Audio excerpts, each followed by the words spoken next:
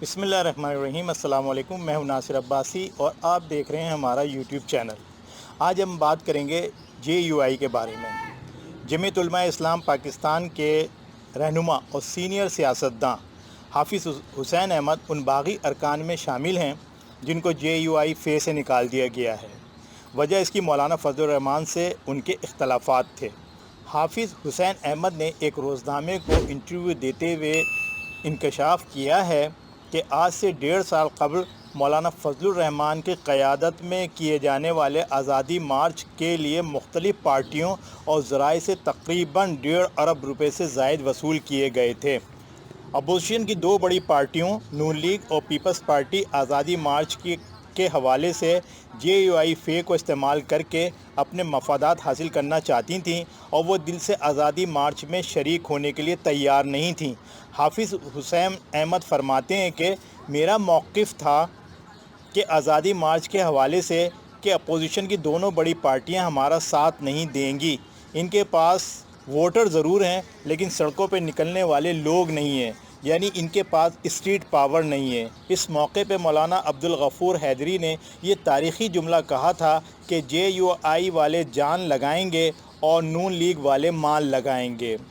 آزادی مارچ پہ نون لیگ نے 78 کروڑ روپے دیے، PP نے 30 سے 35 کروڑ روپے دیے، جبکہ ملک بھر میں JUI فے کی رکنیت سازی کے لیے 35 لاکھ فارم تقسیم کیے گئے اور بھرے گئے اور فی فارم 100 روپے چندہ مانگا گیا۔ اس طرح مجموعی طور سے 35 کروڑ روپے اس مد میں آئے۔ سعودی سفارت خانے کے علاوہ دبئی اور قطر میں موجود پارٹی سے وابستہ افراد نے بھی آزادی مارچ کے لیے رقم دی۔ نیو آزادی مارچ کے نام پر مولانا نے 1.5 ارب روپے سے زائد رقم جمع کرائی۔ اس پوری رقم میں سے آزادی مارچ کے شرکاء اور انتظامات پہ محض 3 سے 4 کروڑ روپے خرچ ہوئے۔ دھرنے میں بیٹھے ہوئے کارکنوں اور سپورٹرز کی حالت بڑی بری تھی۔ نہ ان کے پاس کھانے پینے کا انتظام تھا، نہ رہائش کا بندوبست تھا۔ پھر موسم نے بھی بہت بری صورتحال اختیار کر لی تھی۔ بارش نے سردی بڑھا دی، بے شمار کارکنان بیمار ہو گئے، ان میں سے بعض اپنے علاقوں میں جا کر مر گئے۔ مولانا دن کے اوقات میں دھرنے میں شریک ہوتے اور رات کو پارلیمنٹ لارجرز کے ساتھ ایمبیسی روڈ پہ واقع ایک عظیم الشان بنگلے میں چلے جاتے، جس کے بارے میں اب معلوم ہوا ہے کہ یہ مولانا نے 35 سے 30 کروڑ میں اسی دوران خریدا تھا۔ دھرنا بھی جاری تھا کہ ایک دن مولانا فضل الرحمان نے اچانک دھرنا ختم کرنے کا اعلان کر دیا۔ بعد میں معلوم ہوا کہ چودھری برادران نے ان کو کسی کا پیغام پہنچایا تھا کہ مارچ کے مہینے میں عمران خان کی حکومت کو ختم کر کے مولانا کو آگے لایا جائے گا۔ دراصل یہ پیغام پہنچانے والے بھی مولانا سے جان چھڑانا چاہتے تھے اور انہیں اپنے مقصد میں کامیابی حاصل ہوئی۔ جس مارچ میں عمران خان کی حکومت کو فارغ کرنے کا کہا گیا تھا وہ گزر گیا اور اب تو دوسرا مارچ شروع ہو چکا ہے۔ JUI فے میں اختلافات اور لڑائی اندرونی طور سے آزادی مارچ سے ہی جاری تھی، مگر PDM کے کوئٹہ کے جلسے کے موقع پر جس کی میزبان JUI فے تھی، نواز شریف نے ایک بار پھر فوجی قیادت کا نام لے کے تنقید کی تو معاملہ بگڑ گیا اور جو لڑائی اور اختلافات اندرونی طور پہ ہو رہے تھے وہ کھل کے سامنے آ گئے۔ حافظ حسین احمد فرماتے ہیں کہ میرا موقف تھا کہ یہ نواز شریف کی ذاتی رائے ہے جس پہ مولانا فضل الرحمان بگڑ گئے، کیونکہ نواز شریف سے ان کو خطیر رقم مل رہی تھی۔ نواز شریف نے PDM کی تحریک چلانے کے لیے 5 ارب روپے دینے کا وعدہ کیا تھا۔ میں ایک غریب آدمی ہوں۔ مولانا کی ناراضگی بڑھتی گئی اور میں اپنی بات پہ قائم رہا۔ اپوزیشن کی دونوں بڑی پارٹیاں خاص طور سے نون لیگ اپنے مفادات کے لیے JUI کو استعمال کر رہی تھی۔ مولانا حکومت اور ریاست پہ دباؤ بڑھا رہے تھے، جس کی وجہ سے نواز شریف ملک سے باہر چلے گئے۔ مریم بھی چلی جاتی مگر وزیر اعظم عمران خان ان کی راہ میں رکاوٹ بن گئے۔ آصف علی زرداری کی ضمانت ہو گئی۔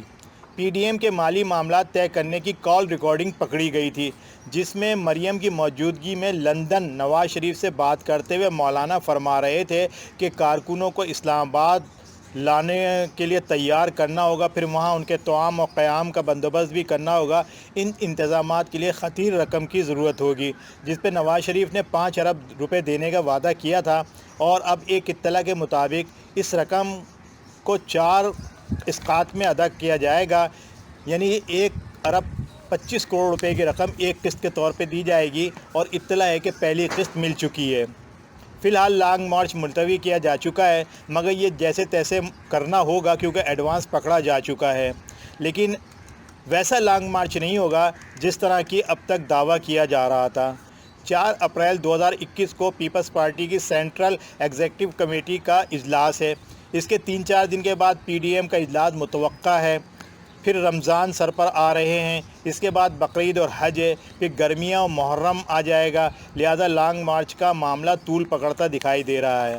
हाफिज़ हुसैन अहमद फरमाते हैं कि मौलाना ख़ुद लॉन्ग मार्च के लिए आमादा नहीं थे, क्योंकि आज़ादी मार्च और धरने के हवाले से कारकुरान बहुत बददिल हैं और मौलाना को साफ नज़र आ रहा था कि इस बार कारकुरान ज़्यादा साथ नहीं देंगे।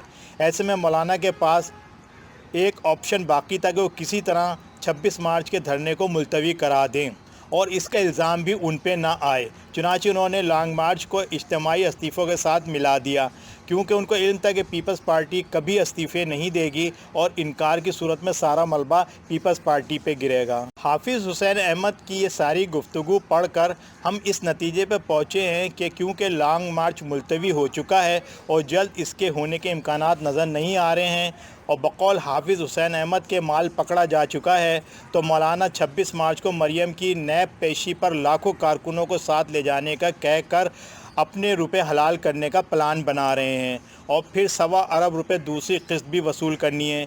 इसलिए लाखों कारकुनों को और बाकी पीडीएम की जमातों के सरबराहों को भी मरियम के साथ जाने का ऐलान कर रहे हैं। इससे एक बड़े तसादुम का ख़तरा पैदा हो गया है।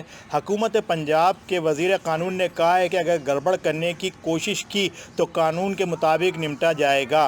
कानून के मुताबिक किस तरह निपटा जाता है, हम बारहा ये तमाशा देख चुके हैं। फ़तह हमेशा कानून की नहीं बल्कि उन बदमाशों की होती है, उन चोर उचक्के लफंगों की होती है जो मुलजिम के साथ आते हैं, उनकी फ़तह ही होती है। वही सारी रुकावटें तोड़ के कानून नाफिज करने वाले ये इदारों से लड़कर उनको पीछे धकेल देते हैं और फिर 2-4 को पकड़ के नामालूम अफराद के ख़िलाफ़ FIR कट जाती है। मुलजिम फूलों की बारिश में आता है और फूलों की बारिश में वापस विक्ट्री का निशान बनाता हुआ चला जाता है। इस मुल्क के फ़ैसला साज, ताकतवर और मुक़्तदिर हलकों को ये कहता हुआ चला जाता है कि कुछ बिगाड़ सकते हो तो बिगाड़ के दिखाओ। बकौल कराची बस और रिक्शा के तप्पड़े तो पास कर वरना बर्दाश्त कर। हमारी बातें अगर पसंद आई हो तो लाइक करें, हमारे चैनल को सब्सक्राइब करें, बेल आइकन को क्लिक करें, कमेंट ज़रूर करें, अपनी दुआओं में याद रखें। शुक्रिया। अल्लाह हाफिज़।